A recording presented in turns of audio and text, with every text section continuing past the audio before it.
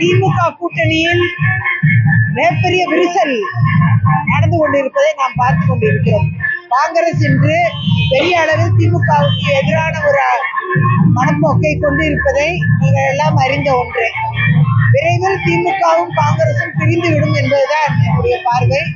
அந்த அளவில் காங்கிரஸில் பெருவாரியான காங்கிரஸ் நபர்கள், நிர்வாகிகள், பொறுப்பில் இருக்கக்கூடியவர்கள் அனைவருமே வேற கூட்டணியில் செல்ல வேண்டும் என்ற தங்களுடைய விருப்பத்தை தெரிவித்திருக்கிறார்கள். வலுக்கட்டாயமாக மேலிடம் அவர்களை ஒரு இடத்தில் வைக்க வேண்டும் என்று நினைத்தாலும் கூட மேலிடத்திலேயே ஒரு சாரார் திமுக வேண்டும் என்றும் ஒரு சாரார் திமுக வேண்டாம் என்றும் என்ற நடவடிக்கைக்குள் இருந்து கொண்டிருக்கிறார். ஆகையால் திமுக கூட்டணியில் உள்ள விரிசலை பேச வேண்டிய நேரம் இது.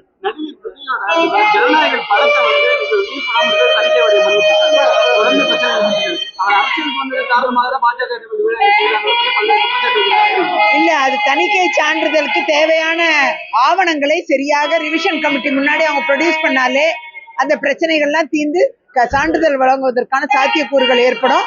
சட்ட ரீதியான நடைமுறையை அவர்கள் பின்பற்ற வேண்டும் என்று கேட்டுக்கொள்கிறேன்.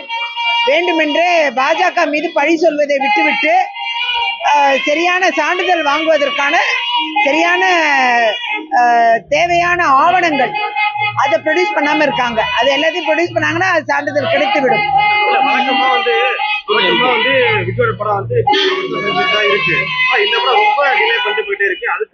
இதுக்கு தேவையான சான்றிதழ் வாங்குறதுக்கான தேவையான என்ஓசிஸ கொடுக்காம இருக்காங்க.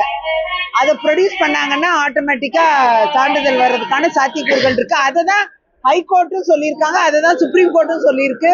ஆகையால நடைமுறை எல்லாருக்கும் உள்ள நடைமுறையை விஜய் படங்கிறதுனால ஸ்பெஷலா பார்க்க வேண்டியதான். மக்கள் பார்க்கிறாங்க, நான் இல்லைன்னு சொல்ல மாட்டேன். ஆனா அதே நேரம் சான்றிதழ் பெறதுக்கான எல்லா ஆவணங்களும் என்ஓசிஸோ ப்ராப்பரா சப்மிட் பண்ணாம இருக்காங்க. அது ஒழுங்கா சப்மிட் பண்ணாங்கன்னா சர்டிபிகேட் வந்துடும். அது மாதிரி எந்த நெருக்கடியும் பாஜகவோ அதிமுகவோ கொடுக்கறதுக்கே வாய்ப்பே கிடையாது, கொடுக்கவும் மாட்டாங்க, அவசியமும் இல்லை. அவர் தனி களம் காணணுங்கிற முடிவுல இருக்காரு. அது பிரச்சனையே கிடையாது.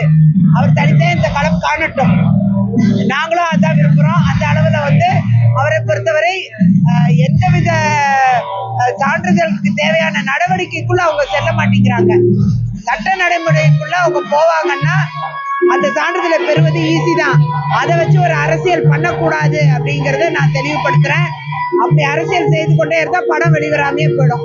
செய்திகளை உடனுக்குடன் தெரிந்து கொள்ள கீழ்கண்ட கேபிள் மற்றும் டிடிஹெச் நெட்வொர்க்குகளில் எம்நாடு செய்தி தொலைக்காட்சியை காணுங்கள். பாதகம் செய்பவரை கண்டால் நாம் பயம் கொள்ளலாகாது பாப்பா. மோதி மிதித்து விடு பாப்பா, அவர் முகத்தில் உமிழ்ந்து விடு பாப்பா. அண்மை செய்திகளை உடனுக்குடன் தெரிந்து கொள்ள இணைந்திருங்கள் எம்நாடு தொலைக்காட்சியுடன்.